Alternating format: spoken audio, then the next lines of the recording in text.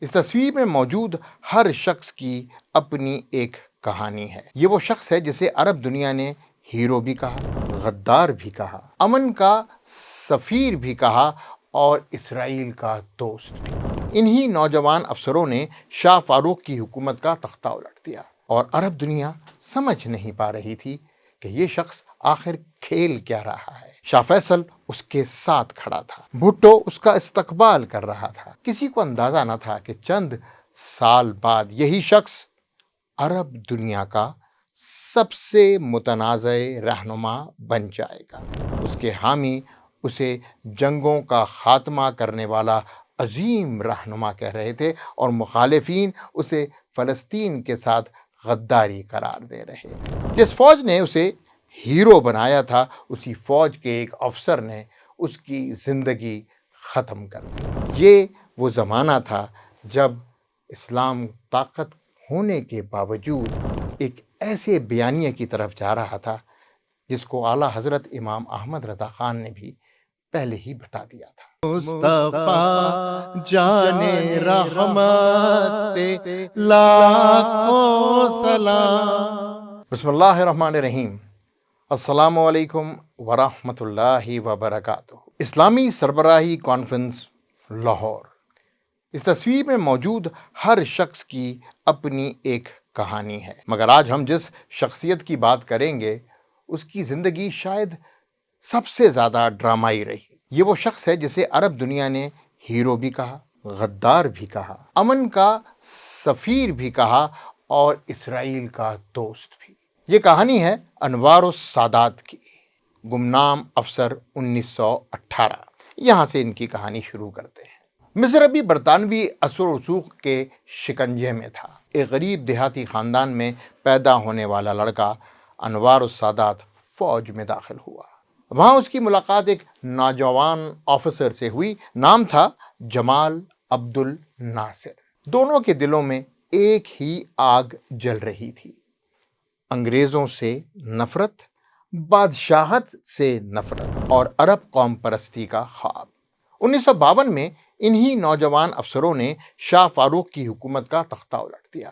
ناصر قومی ہیرو بن گیا اور سادات، ان کے بارے میں لوگوں کے ذرا مبہم خیالات تھے۔ وہ ہمیشہ دوسرے درجے کا آدمی رہا۔ کئی لوگوں کو یقین تھا کہ یہ شخص کبھی مصر کا حکمران نہیں بن سکے گا۔ اتفاق یا منصوبہ؟ Very important chapter.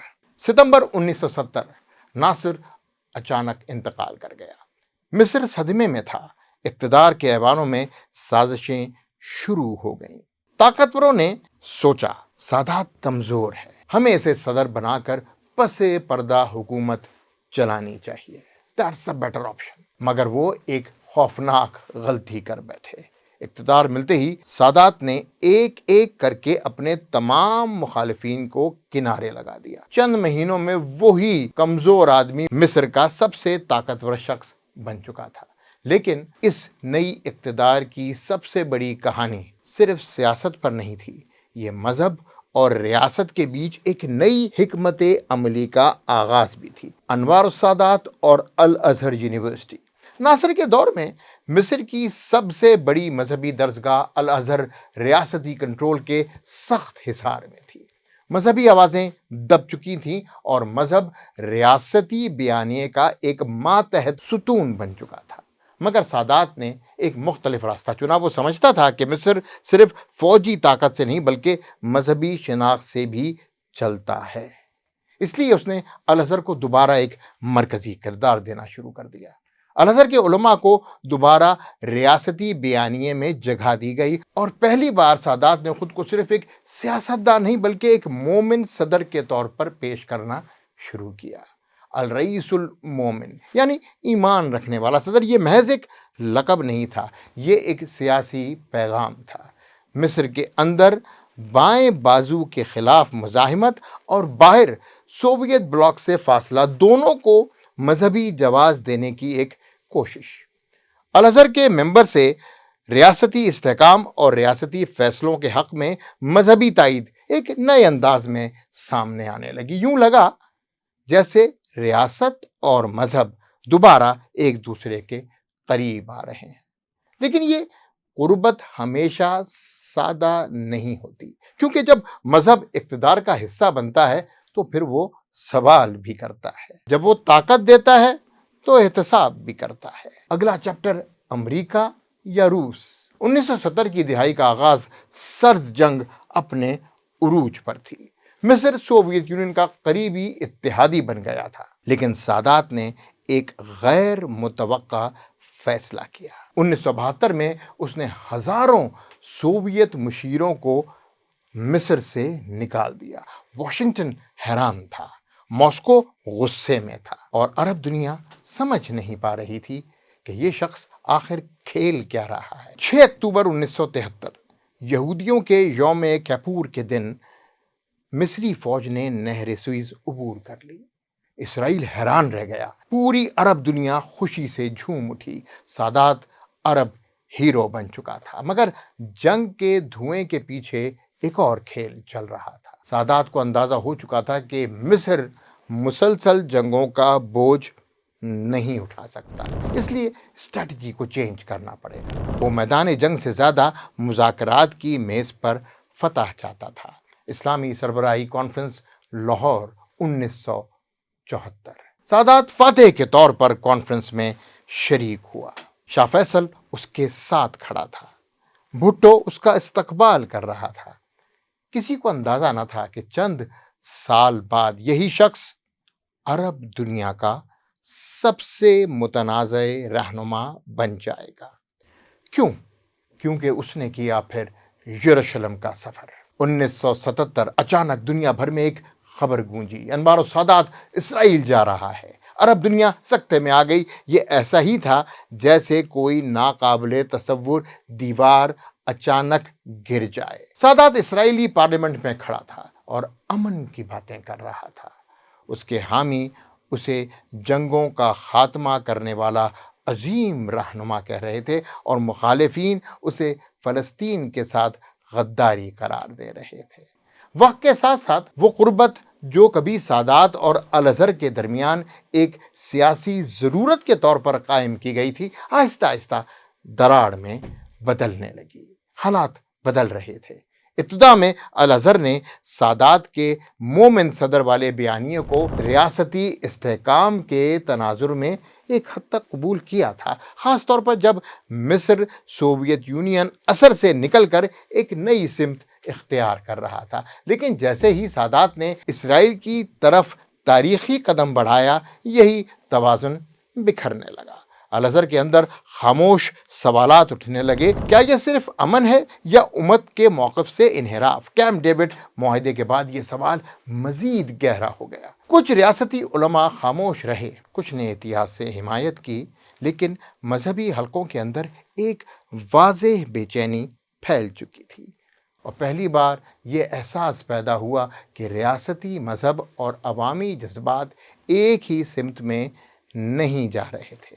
مصر پھر کروٹ لے رہا تھا۔ سادات نے جس مذہبی حمایت کو اپنی سیاسی طاقت کا حصہ بنایا تھا، اب وہی مذہبی فضا اس کے لیے ایک اخلاقی سوال بن رہی تھی۔ یہ دراڑ صرف الازہر اور ریاست کے درمیان نہیں تھی، یہ دراڑ مصر کے اندر ایک بڑے ذہنی اور نظریاتی بریک کا آغاز تھی، اور تاریخ میں اکثر یہی لمحہ سب سے خطرناک ہوتا ہے، جب اقتدار اپنے ہی پیدا کیے ہوئے بیانیے سے سوال کرنے لگے۔ معاہدہ کیمپ ڈیوڈ اور انوار السادات بھی اسی سلسلے کی کڑی تھا۔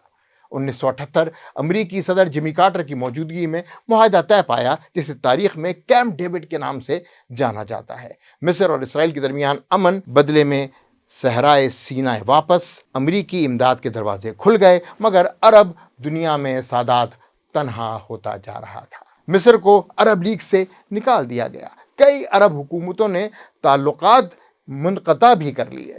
ادھر خاموشی سے بڑھتا ہوا طوفان سادات کو محسوس ہونے لگا کہ اس کے خلاف غصہ بڑھ رہا ہے۔ اسلام پسند تنظیمیں ناراض تھیں، قوم پرست بھی ناراض تھے، بائیں بازو کے لوگ شدید ناراض تھے۔ 1981 میں اس نے ہزاروں مخالفین کو گرفتار کر لیا۔ اسے لگا کہ خطرہ ختم ہو گیا ہے، مگر حقیقت میں خطرہ اس کے لیے اپنے فوجی دستوں کے اندر داخل ہو چکا تھا۔ دا ٹرننگ پوائنٹ۔ یہی میری اس ڈاکیومنٹری کا آخری باب بھی ہے۔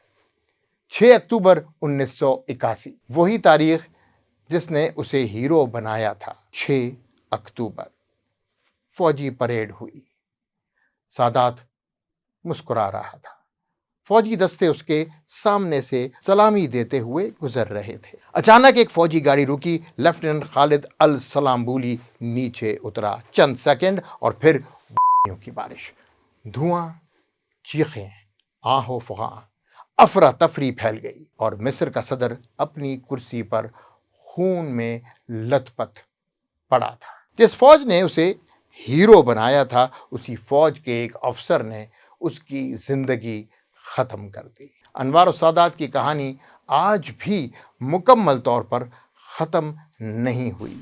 کچھ لوگ اسے وہ شخص سمجھتے ہیں جس نے مصر کو مسلسل جنگوں سے بچایا، کچھ اسے فلسطین کی جدوجہد سے انحراف کا ذمہ دار سمجھتے ہیں، مگر ایک حقیقت سے کوئی انکار نہیں کر سکتا۔ 1974 کی لاہور کانفرنس کی اس تصویر میں کھڑا یہ شخص صرف ایک صدر نہیں تھا، وہ سرد جنگ، عرب قوم پرستی، اسلامی تحریکوں، امریکی اثر و رسوخ اور مشرق وسطیٰ کی تقدیر کے سنگم پر کھڑا ایک ناقابل فراموش کردار تھا، اور شاید اسی لیے اس کی کہانی آج بھی زندہ ہے۔ میں اب انوار السادات کی کہانی کے ایک اور مرکزی کردار پر تھوڑی سی بات چیت کروں گا، لیفٹیننٹ خالد السلامبولی۔ اس کی شخصیت کو اگر آپ تاریخ کے دھارے میں دیکھیں تو وہ صرف ایک فرد نہیں بلکہ اس پورے فکری اور سیاسی ماحول کی پیداوار تھا جو 80 اور 1970 کی دہائیوں میں مصر اور عرب دنیا میں تشکیل پا رہا تھا۔ بڑا خطرناک سیاسی ماحول۔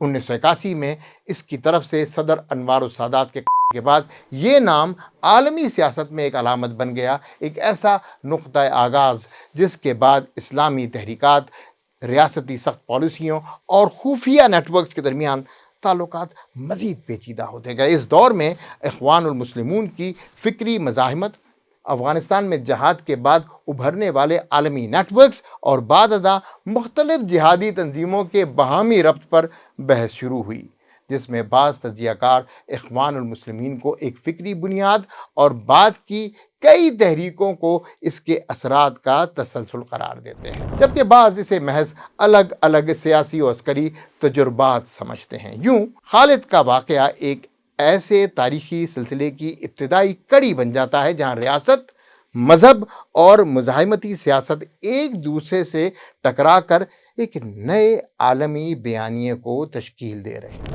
یہ ہے چینج اوور ٹائم، اور پھر اسلام اور دہشت گردی لازم و ملزوم پائے۔ اخوان سے القاعدہ، القاعدہ سے بوکو حرام اور بوکو حرام سے داعش۔ کیا یہ سب مسلمانوں میں پیدا ہوئے خلفشار کا نتیجہ تھے، یا بیرونی سازشوں نے بھی بہتی گنگا میں ہاتھ دھوئے؟ یہی وہ نقطہ ہے جہاں تاریخ خاموش ہے لیکن تجربات بولتے ہیں، سنائی دیتے ہیں۔ اگلی قسط میں اس تصویر میں سے کس پر ویڈیو دیکھنا پسند فرمائیں گے؟ کمنٹ میں لکھیں۔ یہ وہ زمانہ تھا جب اسلام طاقت ہونے کے باوجود ایک ایسے بیانیے کی طرف جا رہا تھا جس کو اعلیٰ حضرت امام احمد رضا خان نے بھی پہلے ہی بتا دیا تھا۔ اسلام کو دہشت گردی سے ایکویٹ کیا جا رہا تھا۔ کمنٹ میں ضرور بتائیے گا کہ اگلی کون سی شخصیت پر میں آپ کو ڈاکیومنٹری دوں۔ انسنی باتیں، جواد رضا خان۔ مصطفیٰ جان رحمت پہ لاکھوں سلام۔